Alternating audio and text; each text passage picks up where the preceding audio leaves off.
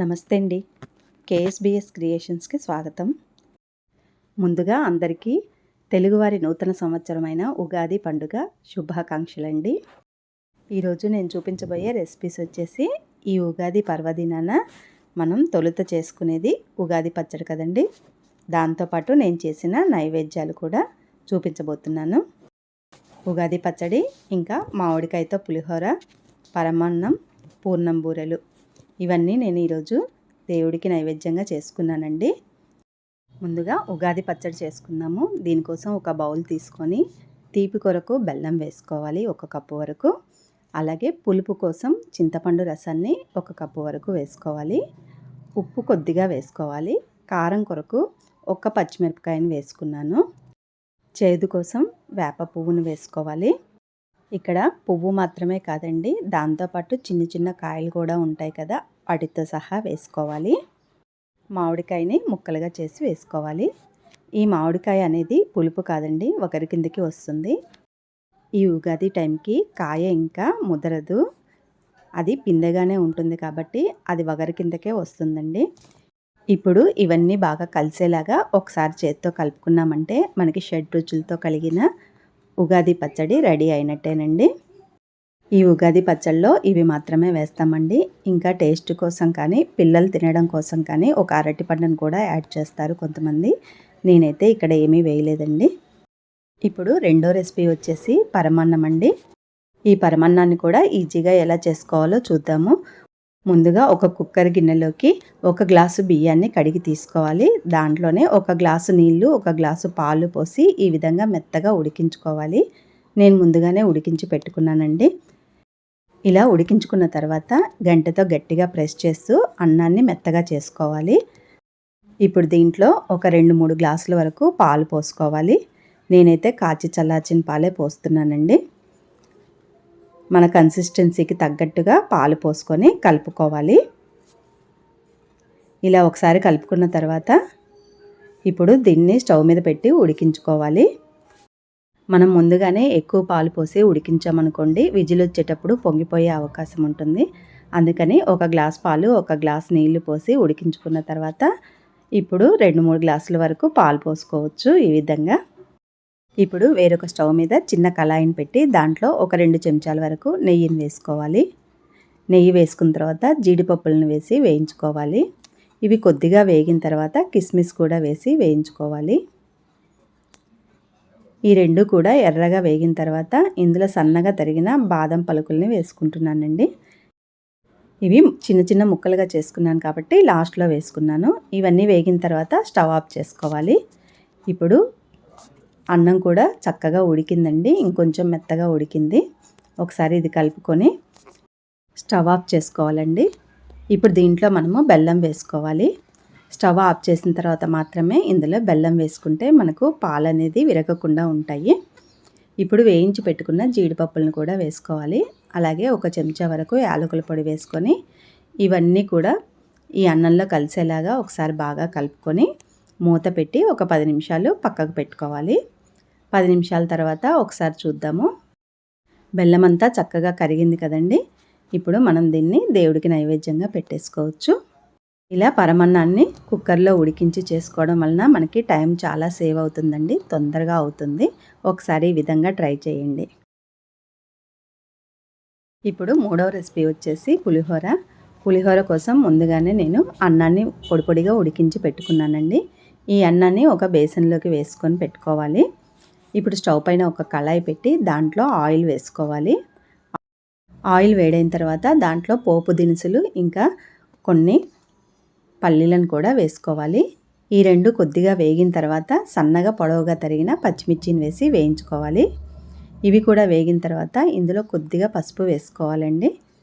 అలాగే రుచికి తగినంతగా ఉప్పును కూడా ఇందులోనే వేసుకోవాలి. 1 చెంచా వరకు ఇంగువను కూడా వేసుకోవాలి.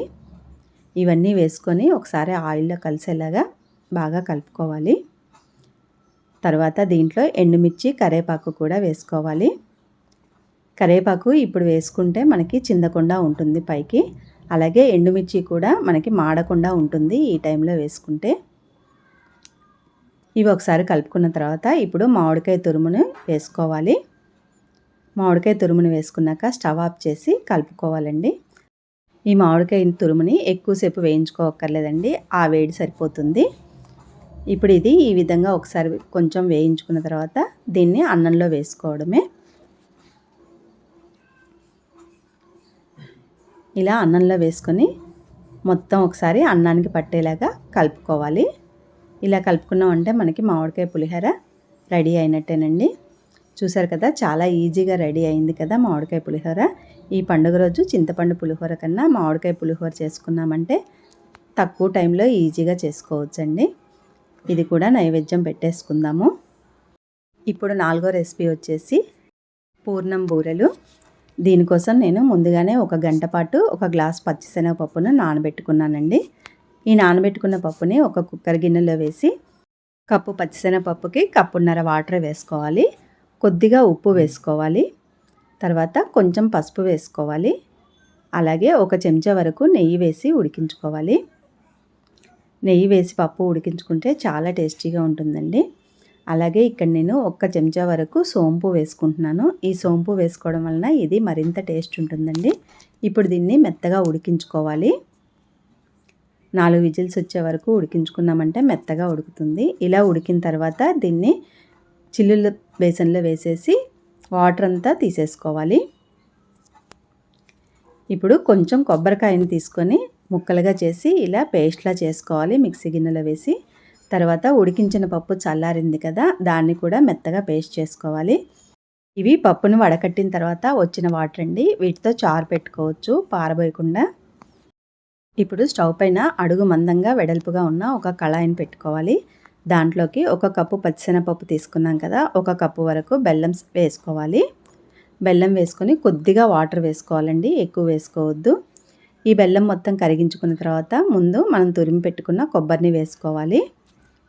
కొబ్బరంతా ఒకసారి కలిసేలాగా కలుపుకున్న తర్వాతే మనం మిక్సీ పట్టుకున్న పప్పును కూడా ఇందులో వేసుకోవాలి. ఈ పప్పు అంతా బెల్లం వాటర్లో కలిసేలాగా కలుపుకోవాలి.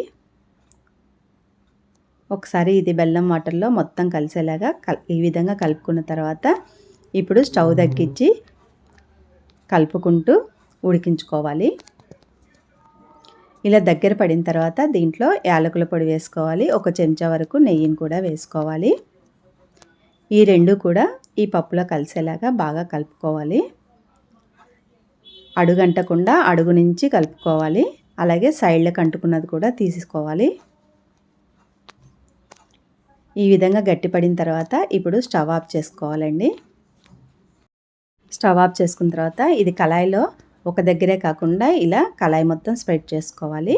ఒక చోటే ఉంటే మాడిపోతుంది. ఇది పూర్తిగా చల్లారాలండి. చల్లారిన తర్వాత ఈ విధంగా దగ్గరగా అనుకొని ఉండలుగా చేసుకోవాలి.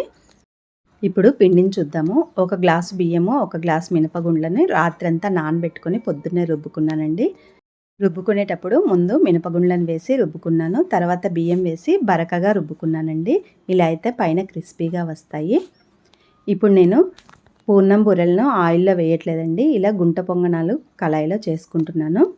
ఈ గుంట పొంగనాలు కళాయిలో కొద్దిగా ఆయిల్ వేసి గుంటంతా స్ప్రెడ్ చేసుకోవాలి.